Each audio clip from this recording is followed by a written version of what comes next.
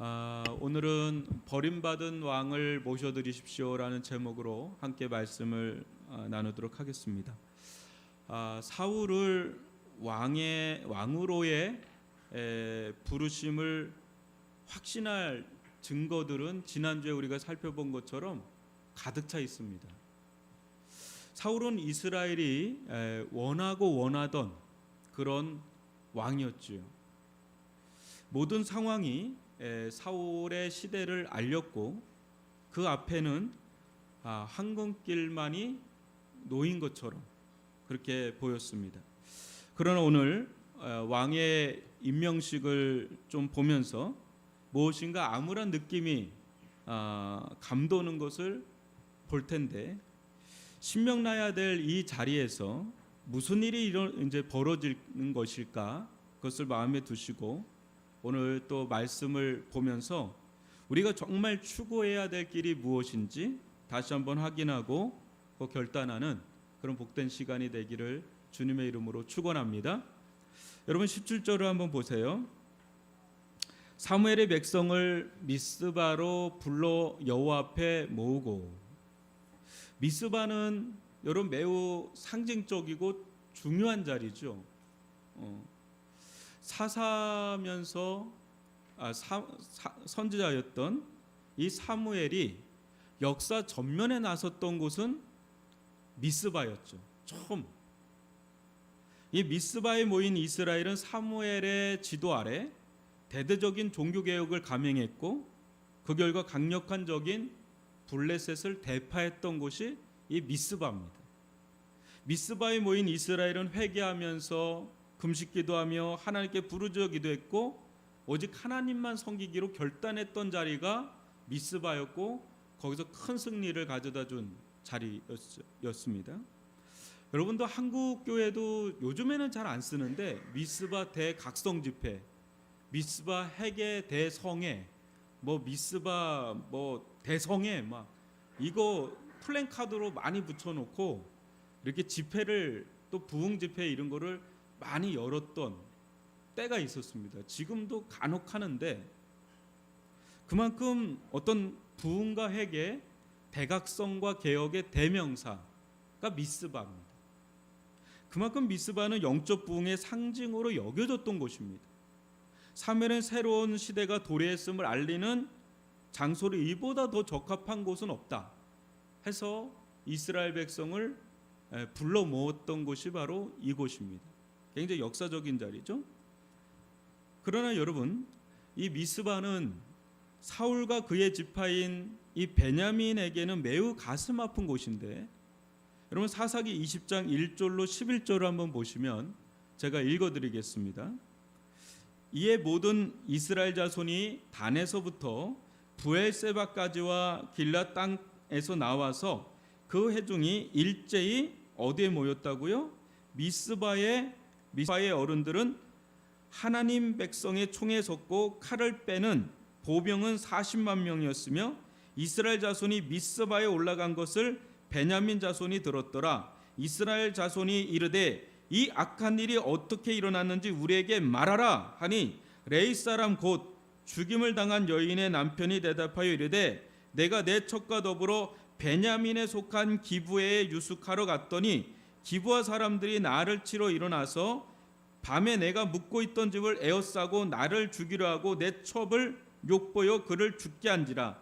내가 내 첩의 시체를 거두어 쪼개서 이스라엘 기업의 온 땅에 보냈나니 이는 그들이 이스라엘 중에서 음행과 망령된 일을 행하였기 때문이라. 이스라엘 자손들아 너희가 다 여기 있은즉 너희의 의견과 방책을 낼지니라 하니라. 모든 백성이 일제 일어나 이르되 우리가 한 사람도 자기 장막에 돌아가지 말며 한 사람도 자기 집으로 돌아가지 말고 우리가 이제 기브아 사람에게 이렇게 행하리니 곧 제비를 뽑아서 그들을 치되 우리가 이스라엘 모든 지파 중에서 100명의 10명 1000명의 100명 10,000명의 1000명을 뽑아 그 백성을 위하여 양식을 준비하고 그들에게 베냐민의 기브아에 가서 그 무리가 이스라엘 중에서 망령된 일을 행한 대로 징계하게 하리라 하니라. 이와 같이 이스라엘 모든 사람이 하나같이 하심하여 그 성읍을 치려고 모였더라. 여러분 다소 긴 이 대목을 읽은 이유는 미스바에서 사사기 20장에 어떤 일이 일어났는지를 보여주기 위해서 제가 읽은 겁니다. 온 이스라엘 족속이 베냐민 지파가 이 레위 사람의 첩이었던 아내를 욕을 보인 겁니다. 일종의 강간을 한 거죠. 집단 성폭행을. 그래서 죽었어요. 그것을 들었던 온 이스라엘 지파가 머리 끝까지 화가 나서 그냥 베냐민 지파를 완전히 진멸해 버리려고 하는 장면이 이 미스바에서 일어났던 일입니다. 그런데 이곳 미스바에서 사울이 어디 출신이죠? 어느 지파 출신이죠? 바로 그 베냐민 지파 출신이죠. 놀라운 거죠. 베냐민 지파 출신인 사울이 온 이스라엘의 왕으로 임명되는 자리. 역사의 대반전이죠. 너무나 아이러니한 일이 지금 일어난 겁니다. 미스바에서.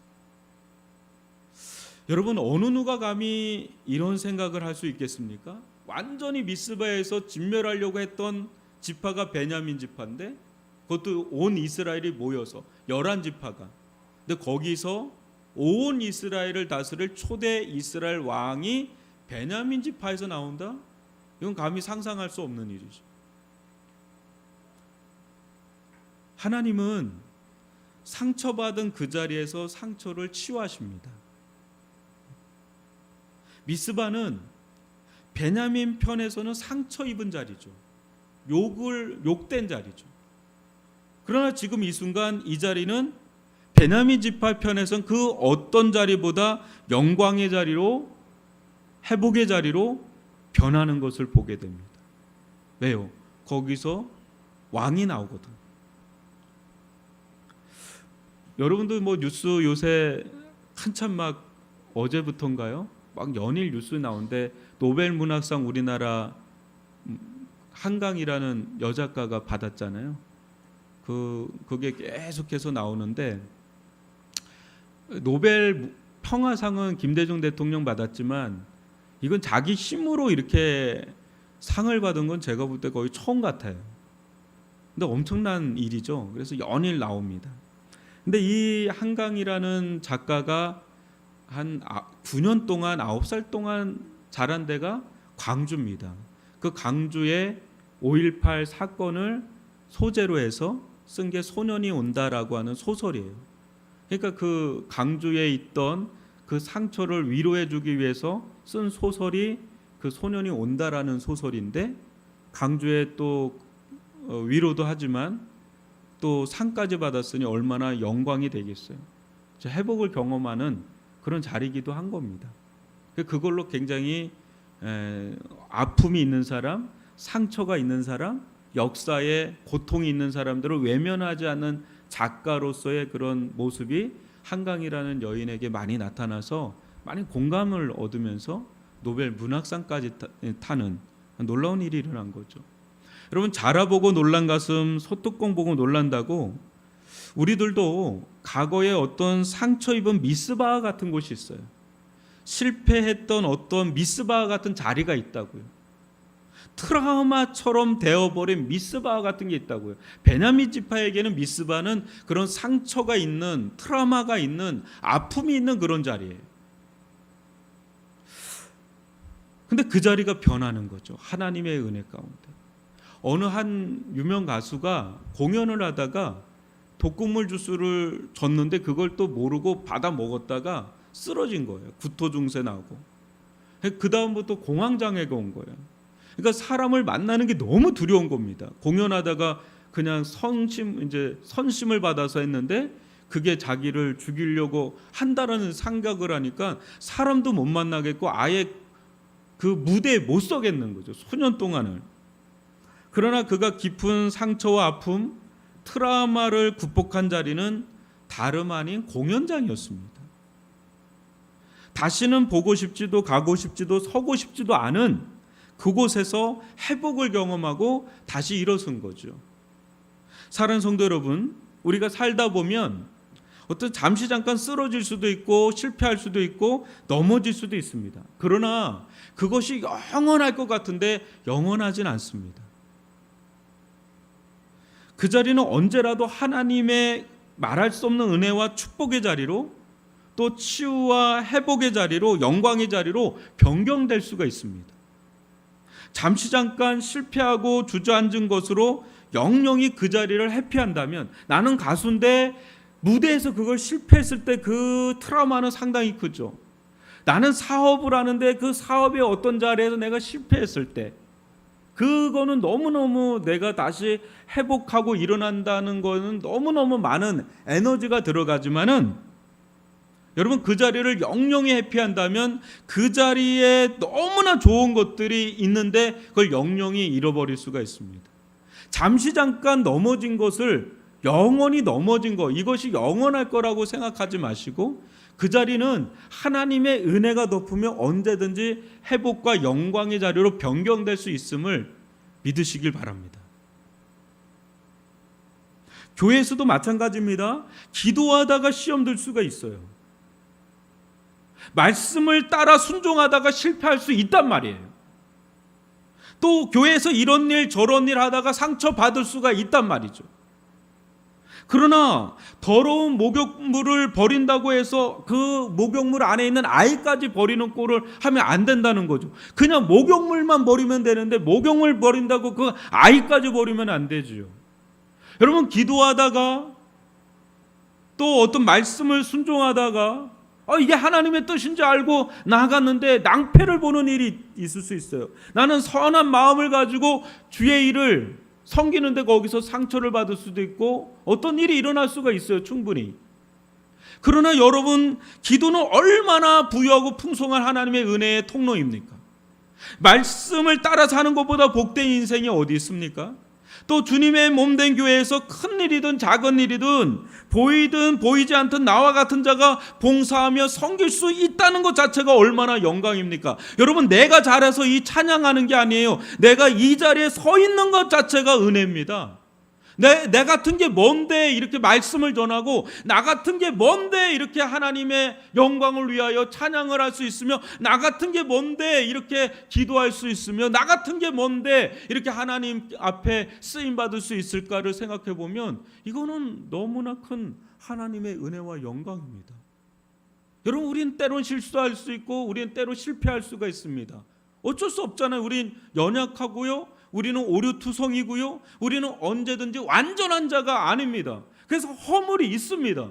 그러나 그런 것들이 있다고 해서 모든 것을 다 그냥 버리면 나 이제는 교회 안 갈란다. 성가대 섰다가 성가대 안에서 뭔가 불편한 일들이 일어나니까 나는 교회 안 갈란다. 그러면 너무나 많은 걸 잃어버리는 거예요. 여러분 그게 전부는 아니잖아요. 잠시 내려놓으면 되잖아요. 그리고 은혜 안에 머물면 되잖아요. 하나님께서 교회 안에 부어주는 은혜가 얼마나 많은데 그 하나 두 개 가지고 그렇게 넘어져서 계속 거기에 머물면 우리는 너무나 많은 것들을 놓치고 살 수 있다는 거예요.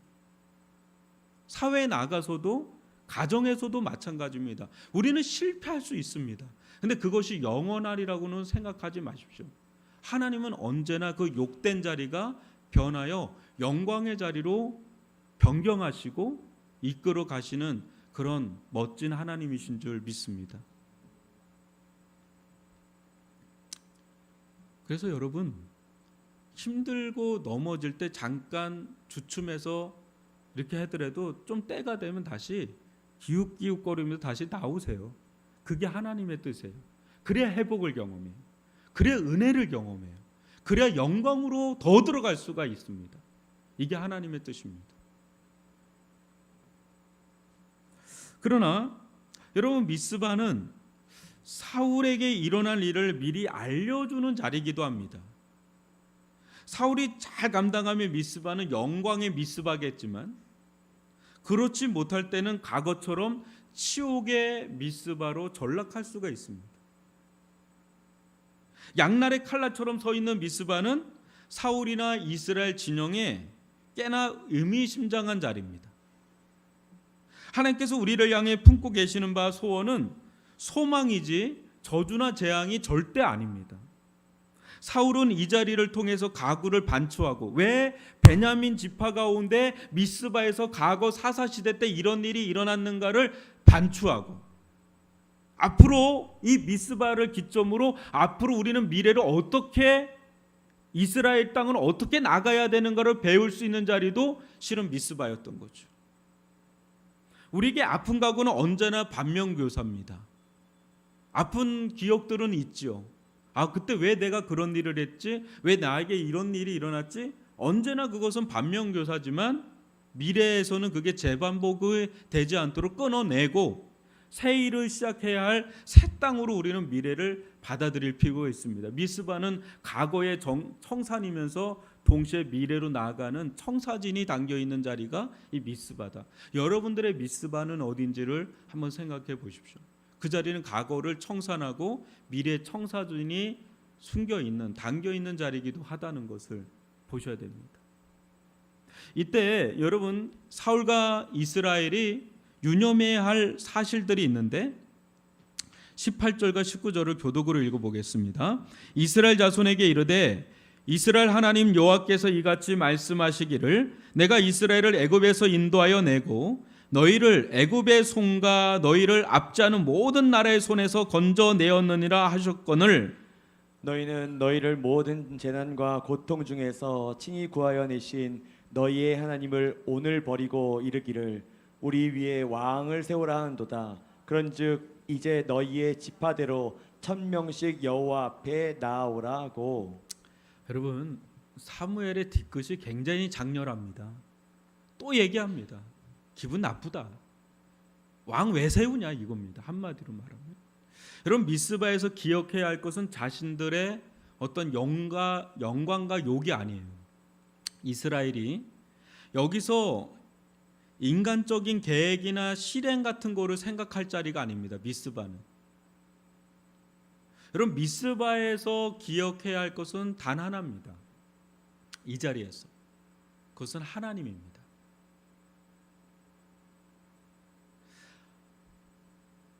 지금 사무엘은 과거서부터 지금까지 하나님이 너희들을 애굽에서, 광야에서 적각거리 흐르는 이 땅 가운데서 지금까지 하나님께서 너희에게 어떻게 인도하셨는지를 지금 상기시켜줘요.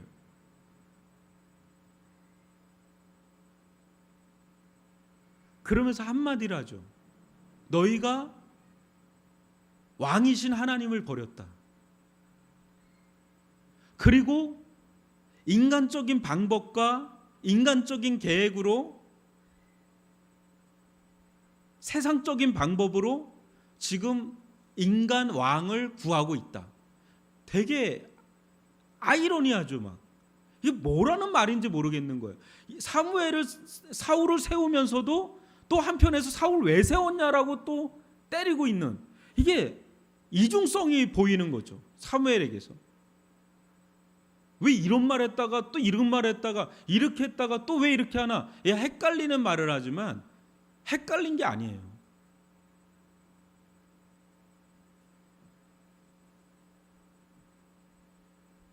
여러분, 이 자리에서, 이 미스바에서 하나님께서 이스라엘을 어떻게 이끌어 왔는지 그 하나님이란 존재를 잊어버리면 인간적인 생각, 인간적인 계획, 세상적인 다른 방법들을 찾고 구할 수밖에 없는 거예요.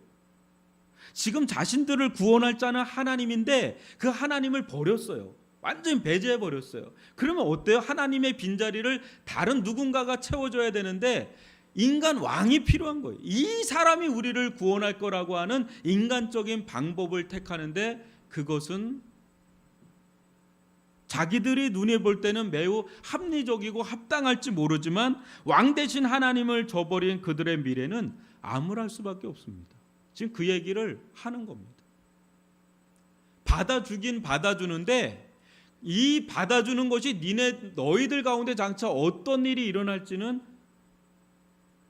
생각해 봐라 하고 던지고 또 세워요. 또 사는 성도 여러분, 우리들의 삶 속에 하나님이 아니 계신 적이 있습니까? 여러분들의 삶 속에 하나님께서 역사하지 않은 적이 있냐 말이죠. 어느 때는 역사하지 않은 것 같은 때도 있지만 지나고 보면, 돌이켜 보면 하나님께서 아주 어느 때는 너무 섬세하게 나의 삶 가운데, 우리의 가정 가운데 순간순간 역사에서 여기까지 왔다는 것을 고백하지 않을 수가 없을 겁니다. 교회도 마찬가지입니다. 여러분, 지금까지 하나님께서 교회 가운데 역사하지 않은 적이 있습니까? 어느 때는 하나님이 떠난 것 같고 하나님이 역사하지 않은 것 같을 때도 혹 있을지 모르지만, 하나님께서 우리들 가운데, 교회 가운데, 여러분의 가정 가운데 하나님께서 역사하지 않은 적은 단 한 번도 없습니다.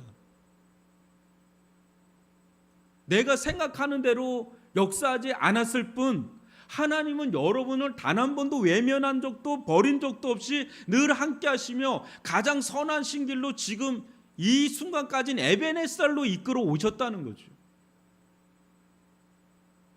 그러나 어느 순간에 하나님을 저버릴 때가 있습니다. 아주 중대한 결정을 해야 될 때가 있는데, 우리 가정적으로나 교회적으로나 아주 중대한 결정을 해야 될 때가 있는데, 이때 하나님을 버리고 이때 하나님을 배제하고 이때 하나님을 찾지 아니하고 인간적인 방법과 세상적인 어떤 방법을 강구하기 시작할 때, 그때 그 결과는 참을할 수밖에 없습니다. 힘들죠. 눈에 보이는 왕이 있어야 든든한 것 같은데 당장에 하나님은 눈에 보이지 않으니까, 또 마지막까지 지금 애국 백성이 뒤에서 막 달려오는데 넘실거리는 홍해는 갈라지는 게 1도 그 조짐이 보이지 않을 때 그냥 물속으로 들어가라 할 때 누가 그 수장되는 거를 누가 갈 수 있겠어요? 모세에게 돌을 던져버리려고 그러는 거예요. 너 죽이고 싶단 말이죠. 기다려야 돼. 기다려야 돼. 10계명 중 1계명을 어기면 모든 것을 어기는 겁니다. 여러분, 10계명의 1계명이 뭐죠? 나 외에 다른 신을 옆에 두지 말라. 저나 여러분의 결사적으로 붙잡고 의지하는 분이 하나님이 아니라면 아무리 좋아도 그건 우상입니다. 하나님은 오직 우리에게 기대하는 게 하나님만 의지하기를 원하십니다. 하나님의 말씀을 따라가기를 원하십니다.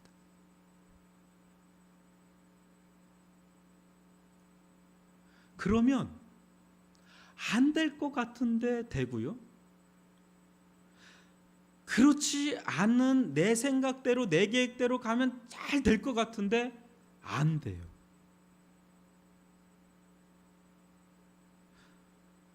여러분의 삶 속에 너무나 중요한 어떤 결정과 길을 선택해야 되는 그런 삶 속에 하나님이 보이십니까? 하나님의 말씀이 들리십니까? 만약에 여러분들의 삶 속에 너무나 중대한 결정을 하고 결단을 하고 선택을 해야 되는 그런 기로점에서 하나님이 보이신다면 가시면 돼요. 근데 죄송하지만 하나님이 크게 보이지 않고 어떤 상황이 너무 크게 보이고 어떤 사람이 너무 크게 보이고 어떤 사안이 너무 크게 보이고 하나님의 말씀이 들리지 않으면 죄송하지만 스탑해야 돼요. 기다리셔야 돼요. 답답하지만 기다리셔야 돼요. 어느 때까지요? 들릴 때까지, 보일 때까지. 하나님 때가 되시면 역사하십니다. 오금이 저릴 때 역사하십니다. 막판에 역사하십니다. 거기에 낭떠러지에 딱 밀을 때 거기서 실은 믿음의 날개가 펼치면서 비상할 수 있는 거거든요. 근데 그 믿음의 날개를 펼 기회를 주지 않고 내 생각과 내 힘대로 하나님을 배제하고 나가면 될 것 같은데 그 뒷감당은 상당히 크다. 지금 사무엘은 사울과 이스라엘 백성에게 이건 얘기하고 진행하는 겁니다. 그럼에도 불구하고요, 하나님은 이스라엘의 청을 들어주세요. 여러분 20절로 24절을 한번 보세요. 사무엘이 이에 이스라엘 모든 지파를 가까이 오게 하였더니 베냐민 지파가 뽑혔고 베냐민 지파를 그들의 가족별로 가까이 오게 하였더니 마드레의 가족이 뽑혔고 그 중에서 기스의 아들 사울이 뽑혔으나 그를 찾아도 찾지 못한지라. 그러므로 그들이 또 여호와께 묻되 그 사람이 여기 왔나이까? 여호와께 대답하시되 그는 진보 딸애들 사이에 숨었느니라 하셨더라. 그들이 달려가서 거기서 그를 데려오매 그가 백성 중에 서니 다른 사람보다 어깨 위만큼 컸더라. 사무엘이 모든 백성에게 이르되 너희는 여호와께서 택하신 자를 보느냐? 모든 백성 중에 짝할 리가 없느니라 하니 모든 백성이 왕의 만세를 외쳐 부르니라. 사울은 하나님께서 직접 택하신 왕입니다. 그러나 하나님께서 사울을 택한 이유가 있어요. 그거는 하나님 편에서 택한 게 아닙니다. 이스라엘 백성의 마음 가운데 정말 원하는 왕의 상이 있었거든요. 그걸 정확하게 하나님이 간파하고 거기에 걸맞는 사람을 택해서 보낸 겁니다. 그게 사울입니다. 사울에 대한 묘사를 한번 눈여겨보십시오. 그가 백성 중에 서니 다른 사람보다 어깨 위만큼 컸더라. 너희는 여호와께서 택하신 자를 보느냐? 모든 백성 중에 짝할 리가 없느니라. 뭐죠? 뭘로 본 겁니까? 여러분 항상 성경에 이때 당시에 이스라엘이 아닌 주변 국가에 대한 표현이 있어요. 거인족과 같다. 계속 그 표현을 합니다. 골리앗, 거인족과 같다. 뭡니까? 정확하게 이방 왕과 같은 인간적인 힘을 소유한 자를 원했던 거죠. 다윗은 달라요. 다윗은 달라요. 근데 사울은 정확하게 이들의 마음 가운데 원했던 왕의 상이 있는데 이방인들 같이 거인 족속을 원한 거죠. 그러니까 어깨 이만큼 되는 사울을 택해서 보내니 왕께 만세예요. 이건 진짜 확 환호성이 터져 나온 거죠. 그래 우리도 됐다 이거죠. 이런 자가 자신들을 구원해 줄 거라고 철석같이 믿었고 하나님보다 이런 자를 더 원하고 더 원했습니다. 그때 제 아무리 사무엘이 말씀을 전해도 아나 무인이었던 것이고 이것이 이스라엘의 영적인 수준이에요. 지금 상태였고요. 여러분은 여기서 무엇을 발견하나요? 저는 이것을 보게 됩니다. 일이 내 생각대로 잘 진행되는 것을 마냥 기뻐하면 안 된다는 것을 알아야 합니다. 지금 이스라엘은 너무 지금 할렐루야예요. 왜냐하면 자신들이 생각했던 대로 자신들이 계획했던 거대로 자기들이 요구했던 대로 모든 게 일사천리 잘 이루어지고 있어요.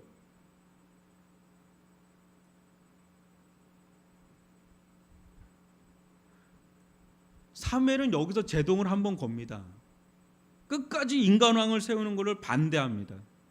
한번 제동을 거는데 그것도 필요 없어요. 인간왕 달라고 하는데 하나님이 너무 좋은 왕을 딱 보여주시고 그러니까 일사천리 자기들이 원하는 대로 가고 있는데 하나님 그걸 또 다 들어주세요. 그것도 그들 입맛에 딱 맞게끔. 그러나 이것이 이스라엘 향한 하나님의 진노요 징계였다는 걸 몰랐어요. 사울이 세워짐으로 조만간 그들은 고통 속으로 들어가게 됩니다. 이전에는 이방 왕 때문에 고통을 당했다면 이제는 사울이라는 자기들의 왕 때문에 고통을 당하는 시대로 들어가게 됩니다. 좀 지나면 끊임없이 인간 왕에 묶여서 괴로운 세월을 보내고 나서야 이들은 정말 자신들이 추구해야 할 왕이 누구인지를 깨닫고 돌아오게 됩니다. 그분은 하나님이십니다. 여러분 시편 106편 14절로 15절을 보면 광야에서 욕심을 크게 내며 사막에서 하나님을 시험하였도다. 그러므로 여호와께서는 그들이 요구한 것을 그들에게 주셨을지라도 뭐라 그럽니까? 그들의 영혼은 쇠약하게 하셨도다. 과거 광야길을 걷던 이스라엘이 온갖 욕심과 시험 속에 하나님을 구하였을 때 하나님은 그들의 믿음과 상관없이 다 들어주셨어요. 그런데 그들이 원했던 거, 그들이 욕심을 부렸던 거, 그것들 다 들어주셨는데, 그러면 그럴수록 그들의 영혼이 하나님을 향해서 충만한 게 아니라 파리하게 말라갔다는 거예요. 그걸 표현하고 있는 거예요. 그러니 하나님을 향한 진실한 믿음이 없이도 모든 것이 잘 풀려가고 잘 되어져 갈 때 여러분 두려워하셔야 돼요. 경계하셔야 돼요. 욕심이 잘 풀리면 큰일 나는 겁니다, 여러분. 내가 욕심을 품었는데 이게 잘 되는 거예요. 그러면 그게 좋을 일이 아니라 두려워할 일이 된다. 경계하셔야 돼요. 여러분 그런 얘기 들었죠? 정말 고생할 때는 그렇게 하나님께 매달려서 살더니 어느 날 그렇게 은혜를 받고 축복을 받았는데 어느 날 교회에서 없어진 거예요. 리어카 끌고 막 이래다가 했는데 정말 잘 됐어요.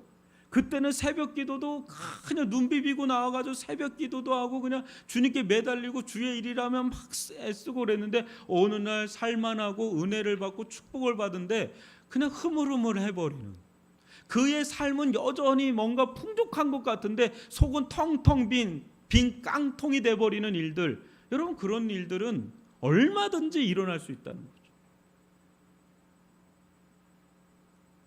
여러분 고생하거나 복을 받거나 상관없이 하나님의 기대와 소망은 우리 영혼이 소생하고 풍성해지는 것인 줄 믿습니다. 잘 될 때도 풍성해지고 안 될 때도 풍성해질 수 있는 것은 하나님께 가까이 나아가는 거예요. 하나님과 사귐의 교제를 나누는 거예요. 지금 이스라엘은 세상 왕을 구하느라 진짜 왕이신 하나님은 버리고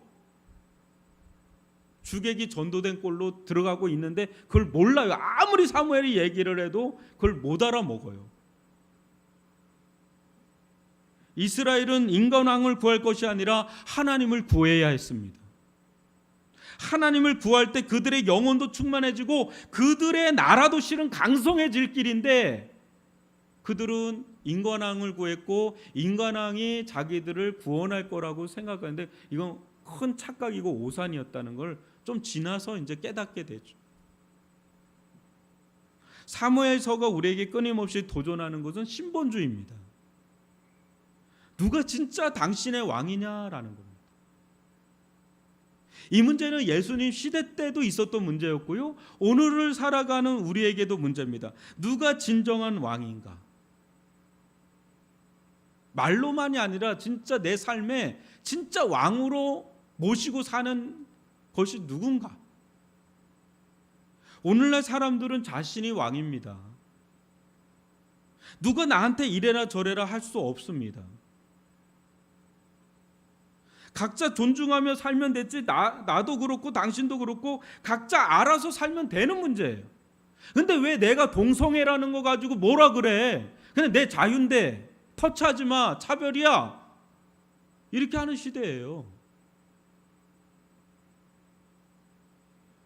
그때 4.3 말기 시대처럼 하나님이 두 눈 시퍼렇게 살아계시는데도 각자 자기 소견에 옳은 대로 살아가는 개인주의 시대로 전락합니다. 하나님은 거짓 왕이 자리 잡고 있는 자리를 흩어버리십니다. 나홀로 왕이 되면 잘 살 것 같은데 생각보다 변수들이 많습니다. 내가 왕이 돼서 내 마음대로 내 뜻대로 살면 모든 게 일사천리, 모든 게 만사형통 잘 될 것 같은데 너무나 변수들이 많이 작용해요. 외로움과 고독, 불안과 두려움, 무엇인가 이해할 수 없는 헛헛함과 허무함, 만족하지 못하는 마음에 무언가에 빠져 허우적거리는 어떤 참된 안식과 평안, 만족이 없는 시대예요. 뭔가 계속해서 갈구하는데 뭔가 계속해서 채워지는 것 같은데 뭔가 밑빠진 독처럼 빠져나가고 알 수 없는 불안감이, 알 수 없는 염려가 생겨요. 제가 얼마 전에 어떤 분한테 들었는데 50대 싱글 여인인데 한 달에 3천만 원을 번대요. 근데 부모가 또 유산을 줘가지고 집도 있고 건물도 있고, 필라테스, 요가 이렇게 하는 사람들을 가서 배우는 게 아니라 그 선생님이 와서 가르쳐주는, 50평대에 사는, 남부를 거 없잖아요. 권리적거리는 남편 없어요? 죄송하지만 자식 없어요?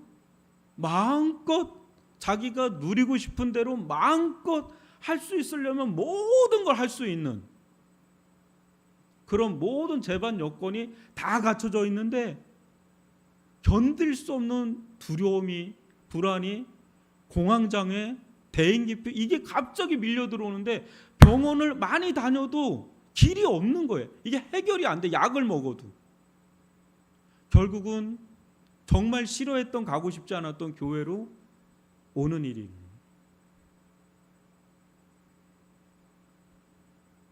여러분, 세상 그 무엇으로도 채워지지 않는 영혼의 큰 빈 공간, 그 자리는 왕의 자리예요. 근데 어떤 왕이냐? 진정한 왕이신 하나님만이 자정하실 보좌입니다.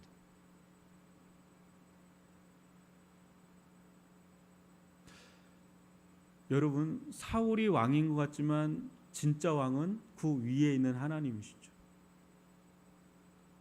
우리가 또 우리의 교회나 우리 인생에 우리에게 진짜 왕은 하나님이시죠. 그래서 우리는 경배하는 겁니다.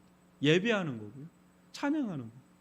여러분, 그런 믿음을 가지고 이 자리에 오셨고 이 자리에서 같이 찬양하면서, 그럴 때 우리는 영혼에 굉장한 힘을 얻고 또 주님 앞에 나가게 되죠. 여러분, 그게 영광의 자리 아닙니까? 주여 오시옵소서, 나를 통치하여 주옵소서. 여러분, 사울이 진정, 또 이스라엘 백성이 진정 추구해야 될 길, 안전지대는 다음과 같은데 25절입니다. 사무엘이 나라의 제도를 백성에게 말하고 책에 기록하여 여호와 앞에 두고 모든 백성을 각기 집으로 보내매. 여러분, 사무엘이 이 어긋난 길을 가는 이들에게 마지막으로 한 것은 뭐냐면, 나라의 제도를 백성에게 말하고 그걸 책에 기록해서 여호와 앞에 뒀다. 이건 뭐냐? 성경입니다. 하나님 말씀. 이들은 하나님이 원하지 않는 왕의 제도의 길로 들어섰어요.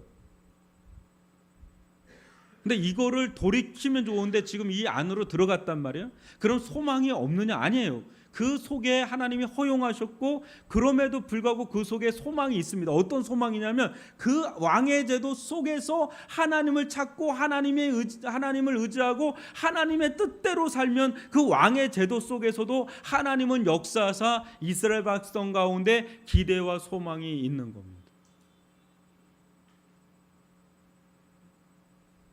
다윗처럼 쉬운 일은 아니죠. 왕이 됐을 때 다윗도 타락했죠. 쉬운 거는 아닙니다. 왕의 제도 자체가 하나님을 순전하게 따르기에는 너무나 장벽이 높은데, 그래도 그 속에서 하나님을 찾은 왕들이 있었고요, 그 속에서 하나님을 의지한 왕들이 있었고요, 그 속에서 하나님은 간섭하셨고 개입하셨고 통치하셨고 역사하셨다는 거죠. 사무엘은 이를 책에 기록하여 하나님 앞에 두었습니다. 그러므로 사울이나 이스라엘 백성이 늘 옆에 두고 묵상해야 할 책은 하나님의 말씀인 성경입니다. 하나님의 말씀만이 길이에요.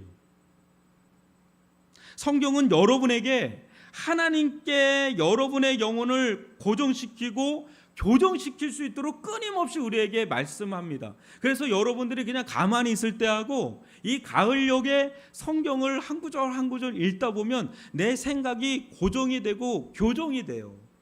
하나님의 생각으로 가득 차여 있는 말씀에 여러분들이 들어가면 우리들의 생각이 세례를 받기 시작하죠. 그래서 세척이 되기 시작하죠. 그리고 순전한 마음으로 우리들의 마음이 적셔지게 되면서, 이 생각은 내려놔야 되는구나, 이 생각을 취해야 되는구나. 끊임없이 그 말씀에 노출되면 노출될수록 여러분들의 생각과 마음과 영혼에 하나님의 말씀이 계속해서 밀려 들어가는 거죠. 그럴 때 어느 순간에 이 말씀이 차오르면서 내 생각과 내 마음과 내 삶의 길이 하나님의 말씀에 부합하는 길로 어느 순간에 걸어가고 있는 거예요. 여러분들의 삶 속에 기도가 가까이 붙어 있다면, 여러분들의 삶 속에 하나님의 말씀이 가까이 붙어 있다면, 우리는 자칫 실패하고 자칫 오류된 길, 자칫 넘어지는 길을 갈지 몰라도 그 속에서 하나님을 찾게 되고 다시금 우리가 가야 될 길을 잡을 수가 있어요. 그때 세상에 살지만 하나님의 특별한 간섭과 개입이 우리들 가운데 임하면서 우리들의 자칫 엉클어진 삶이 여러분들 가운데 혹여 있다면 그 엉클어진 삶 속에서 하나님의 퍼즐을 하나씩 하나씩 잡아가시길 바랍니다. 잡아가다 보면 어느 순간에 아무리 망가진 그 속에서도 하나님의 은혜가 깃들면서 점점 그게 맞춰져 가요. 그러면서 하나님이 그 내가 엉클어뜨린 내 삶 속에 하나님이 개입하시기 시작하면 거기서 하나님은 또 다른 그림을 그려가세요. 그러면서 내가 너의 인생을 책임져. 내가 너의 인생을 이끌어 갈 거야. 내가 너를 붙잡고 쓸 거야 하면서 그 망가진 상황 속에서도 다시 회복의 꽃을 피워가는 분이 바로 우리 하나님이세요.